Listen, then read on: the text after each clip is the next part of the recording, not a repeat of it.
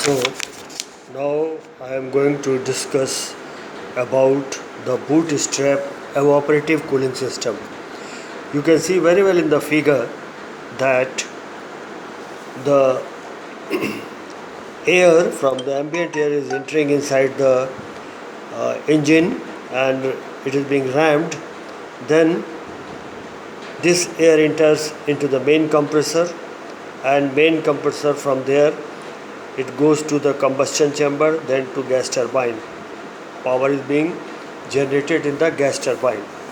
Then part of the air is taken away and that goes to the first heat exchanger.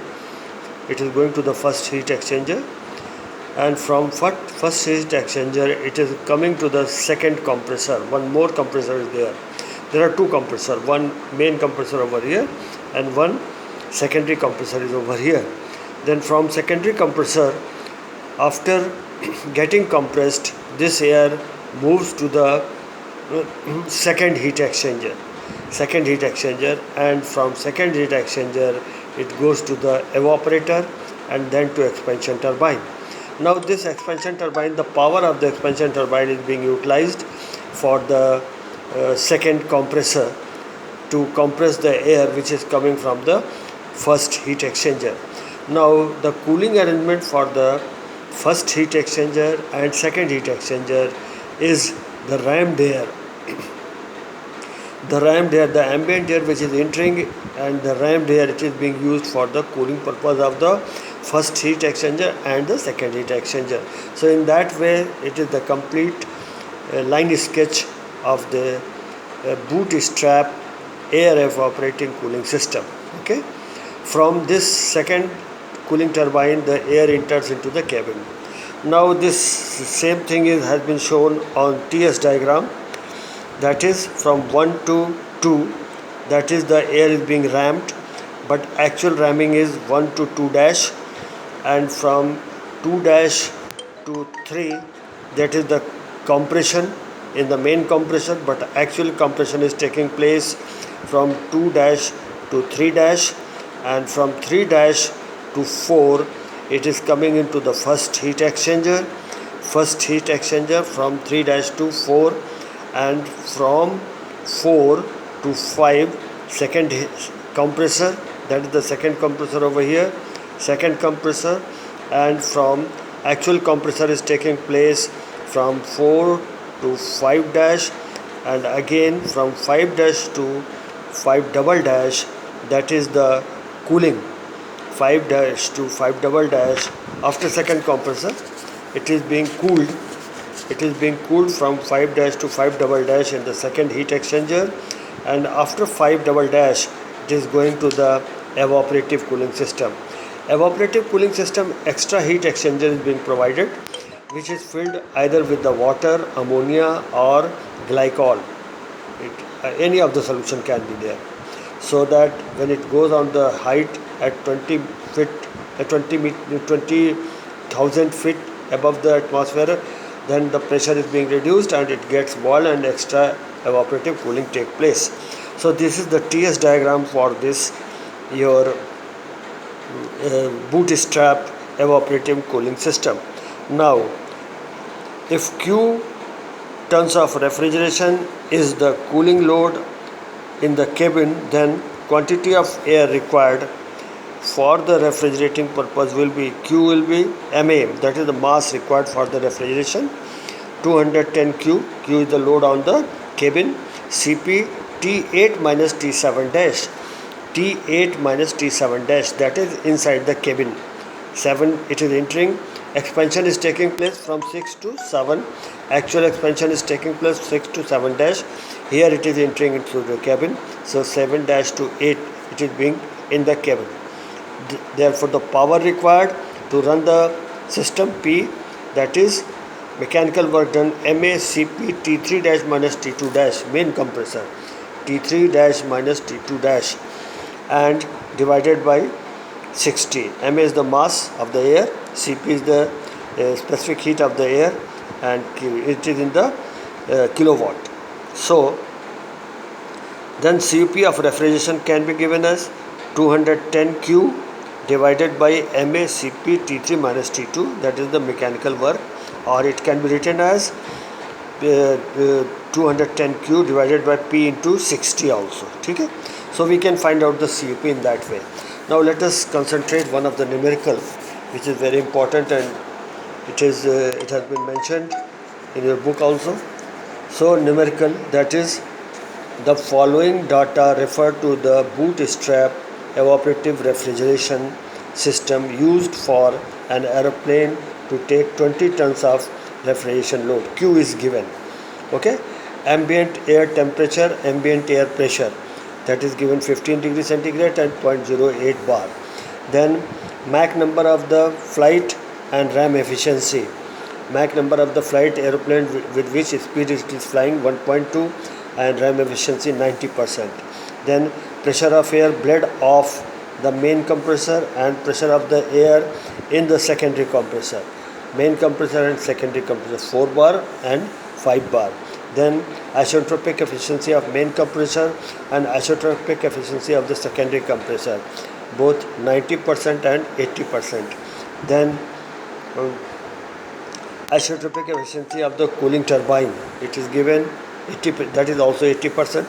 Then temperature of the air leaving the first heat exchanger, it is given 170 degrees centigrade. Temperature of the air leaving the second heat exchanger, 155 degrees centigrade. Then temperature of the air leaving the evaporator, that is 100 degrees centigrade. And cabin pressure is given 1 bar. So now we have to find out first mass of the air required to take the cabin load, second power required for the refrigeration, and third COP of the system. Now we have to see what are the given things. Q is given 20 tons, T1 15 degree, change it into Kelvin, P1 pressure 0.8 bar, Mach number 1.2, that is the speed of the aeroplane with which it is running. Then NG, that is 90%, refrigeration efficiency, NR 90% it is given over here, that is the isotropic efficiency of the main compressor, main compressor. Then P3 pressure, P3 dash, it can be shown on the sketch also. From the sketch it is very clear what are the given things. So in that way these are the values which are given. P5, P5 dash, P5 double dash, they are all on the same line. P5, P5 dash, P5 double dash, they are on the same line. Pressure is given. Then compressor 1 efficiency 90% and compressor 2 efficiency 80%. This was the RAM efficiency, first one 90%, RAM efficiency 0.9. Then turbine 80%. Then T4 temperature 170 Kelvin में change किया हमने, T5 155 Kelvin में change किया, and then T6 100 Kelvin में change किया, T8 25 Kelvin में change किया, and P8 is equal to P7 is equal to P7 dash 1 bar, that is P7 on the same line, P7, P8 and P7 dash, they are all on the same line. So pressure is given that 1 bar. Now on TS diagram it is very clear from the TS diagram figure, that is the air is being first ramped, then compressed, and then again it is being cooled in the first heat exchanger, then again it is being compressed, then it is being cooled in the second heat exchanger, then it goes for the evaporative cooling, and from 6 to 7 expansion in the expansion turbine, and actual expansion is taking from 6 to 7 dash. In that way we can say that the TS diagram. Now T2 is the stagnant temperature of the ambient air entering the main, T2 dash. Okay, P2 is the pressure of the air of the isentropic ramming. And now we will go on the calculation.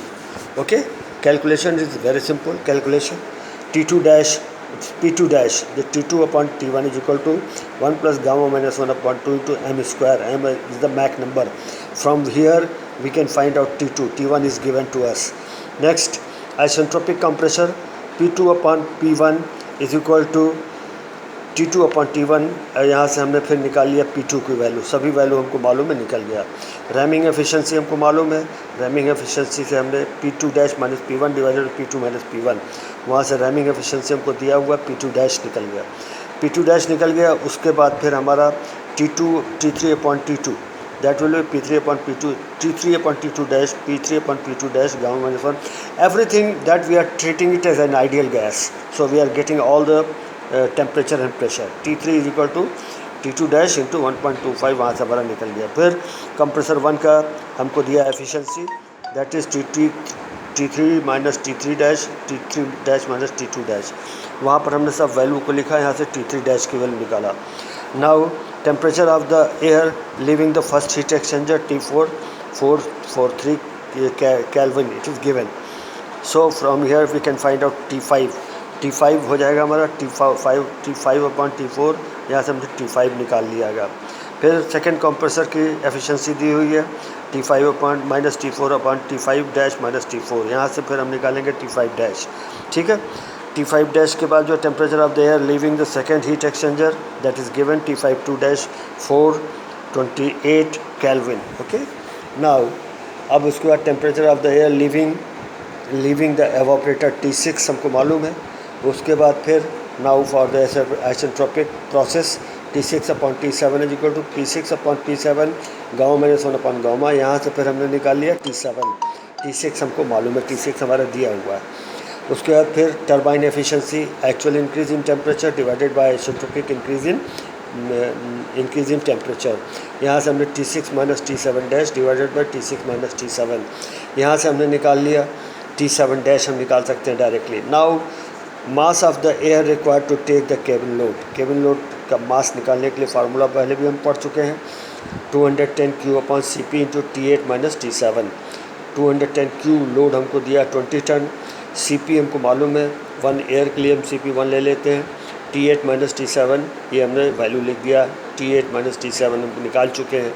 यहाँ से हमको मिल गया 120 kg पर minute, ये air हमको इतना required हुआ. फिर उसके बाद पूछता है power required for the refrigeration system.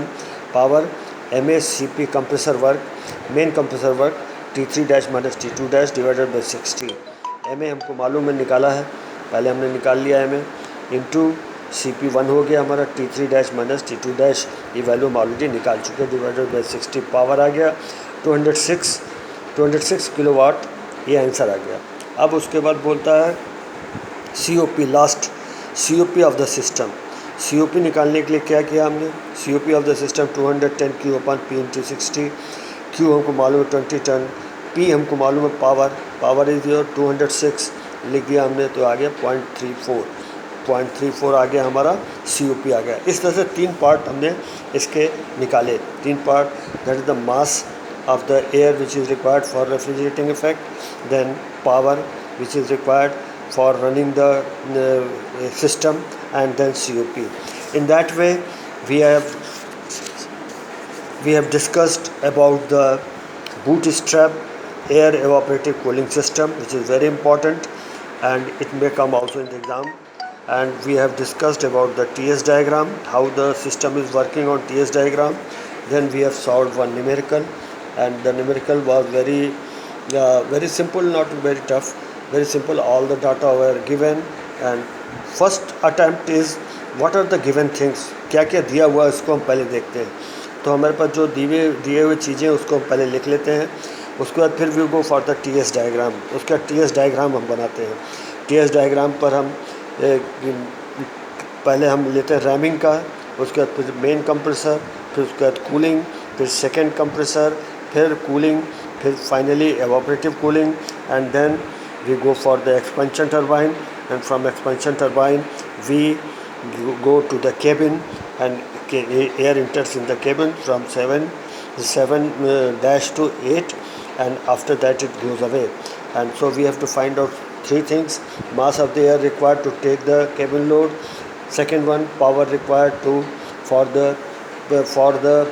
refrigeration system, and third the COP. All these 3 things have been calculated over here. First we have calculated the mass, that is 210 Q upon CP into T6 minus T8 minus T7. We have put the value, we have got it. Then we have calculated second part, power required for the refrigeration system. So PA CP T5 T3 dash T3 dash minus T2 dash, वहाँ से हमने power required लिख लिया पूरा system का। उसके बाद फिर थर्ड पार्ट हमने किया COP ऑफ द सिस्टम, तो that was also 210 Q upon P into 60, वहाँ से हमने COP निकाली है। इस तरह से हमने तीनों पार्ट उसके सॉल्व कर लिए। ये वेपर, ये आपका boot strap air refrigeration evaporative cooling system, this is very important and most of the time it is coming. Let me see some. A bootstrap air cycle evaporation cooling system, it is similar to bootstrap air cycle cooling system except that an additional evaporator between the second heat exchanger and the cooling turbine is fitted. ठीक है, TS diagram of the bootstrap cycle evaporative cooling system is shown in the figure. that's a figure दिखाया हमने. The various processes of this cycle are same as the simple bootstrap system, and process 5-6 which represent cooling in the evaporation using any suitable evaporant कोई suitable use करके ये cooling हमने यहाँ पर दिखाया था, एवापोरेटिव कूलिंग सिस्टम. ये extra हमारे पास सिस्टम है, एक एक्स्ट्रा ये हमारा कूलिंग सिस्टम है, हीट एक्सचेंजर है, जिसमें हम या तो वाटर या अमोनिया या अल्कोहल, 3 रेफ्रिजरेंट में से कोई भी हम ले जाते हैं. तो 20,000 फीट के ऊपर जब भी जाएंगे तो ये पहले एवापोरेट होगा. ये एवापोरेट होगा तो क्या होगा, चूँकि बॉइलिंग पॉइंट अमोनिया का -76 डिग्री सेंटीग्रेड, उस तरह से वाटर जो है ऊपर जाओगे 100 से कम हो जाएगा बॉइलिंग पॉइंट उसका, और अल्कोहल का और भी कम होता है, तो ऊपर जाने पर जल्दी एवापोरेट हो जाएगा, तो इससे कूलिंग इफेक्ट एक्स्ट्रा हमको यहाँ से मिलने लगेगा. ओके, तो कूलिंग इफेक्ट हमको एक्स्ट्रा यहाँ से मिलने लगेगा. ओके.